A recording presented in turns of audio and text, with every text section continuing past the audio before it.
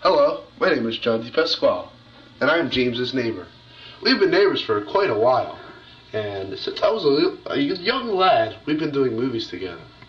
Deadhead, when he first told me about it, I thought it was a Grateful Dead movie, obviously maybe a tribute to Jerry Garcia or something. I even had Grateful Dead shirts I was going to wear for the flick, but it didn't fit.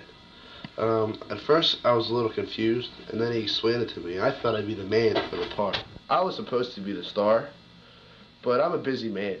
I got shit to do. So, I couldn't do it.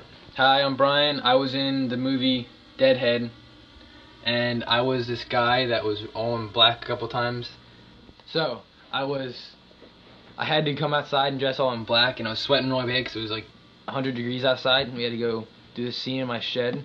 So we went in this shed, and I was sweating like my off, and it was really just bad. And then we had to go in there, and there's all these bees. I didn't know which was worse, like the bees or the sweat. Like they couldn't sting me because I was all covered in all this black everything: scarf, hat, gloves, black socks, black thong, black everything. Then anyway, just kidding. We had to go all the way down there and tape a scene in his shed. We had to take his tractor out, which was a pain, and then there's all these freaking bees in there. So at the risk of being stung, we decided to go in there like retards. As we're filming, it starts to rain. So I had to pull it out and, put it out, park it in the grass so we can do the scene inside the shed. Then we're almost done and it starts raining. So like, oh crap, because the tractor can't get wet because you don't want it to rust or anything. So I was going crazy trying to get it back in the shed in time, and it was hectic. It was freaking hot as balls out that day.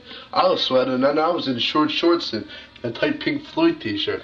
Then we tried to reshoot that movie about 6 months later, and I had already grown out of those clothes, and I put them on. So we couldn't even do it based on the clothes I had, so he had to get somebody else. It was really hot that day. I was sweating. Jim was sweating.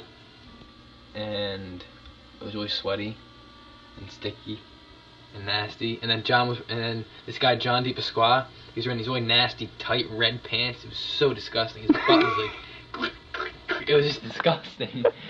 He got back from football practice, I guess, or something. He didn't feel like changing. It was a nasty sight in the world. Sorry. Brian was driving the tractor around his yard like a retard. He thought he was the man because he was only like 13 years old.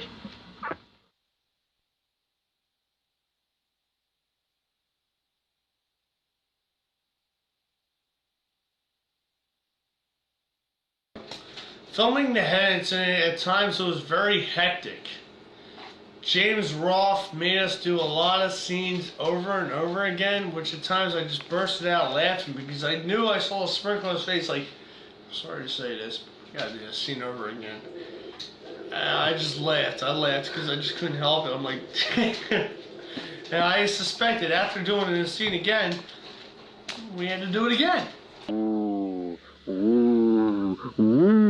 This is Michael DePasquale. Hey, how's it going? And he's the stuntman who fell down the steps for the filming of the head incident, also known as the crackhead incident.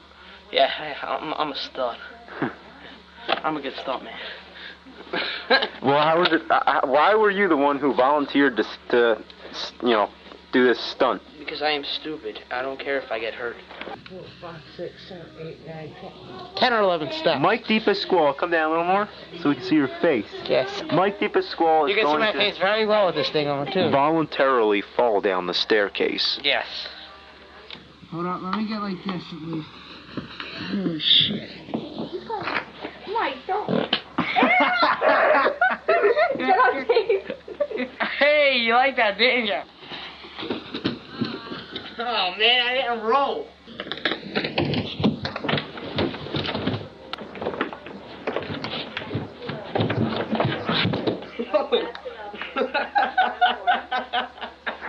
That was good. Yeah. Alright. Okay, my name is Kevin Finn, and I play Dr. Sent in the movie Head Incident. But I guess I was kind of a psychologist. I would psychoanalyze criminals or whatever. But one thing about James is that My friend James is a perfectionist. He'll take cut after take after take after take, and it'll exhaust us all. You know, you'll wake up with sore muscles and you'll lose your voice, but the movie will look good. And then there was that scene in that other room where I just had to get facial expressions, and that would be take after take of that, just like, alright, be even more surprised, and I'd just be like, stuff like that. And then I had my pipe, I would be smoking that. We smoked in the basement, and old Mr. Rolfe comes down, kind of upset that he smells a little smoke in the room. But then I had that scene where I got choked by the psycho. You're in the office! Wake up!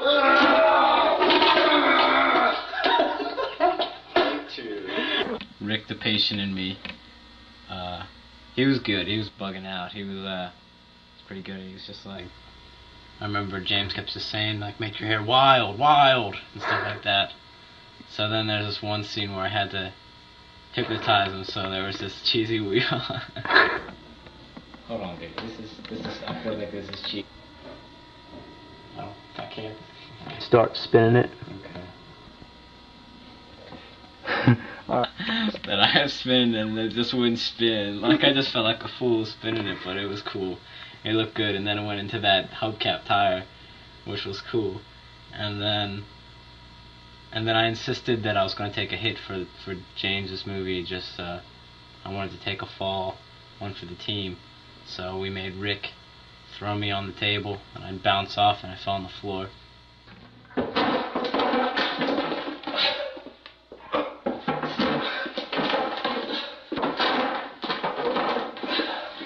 And I just knew I just wanted to do a good job for James, you know? Just wanted to give a memorable performance so his movie could be phenomenal. And phenomenal it was, not anything that I did, but it was because of his keen eye and directorial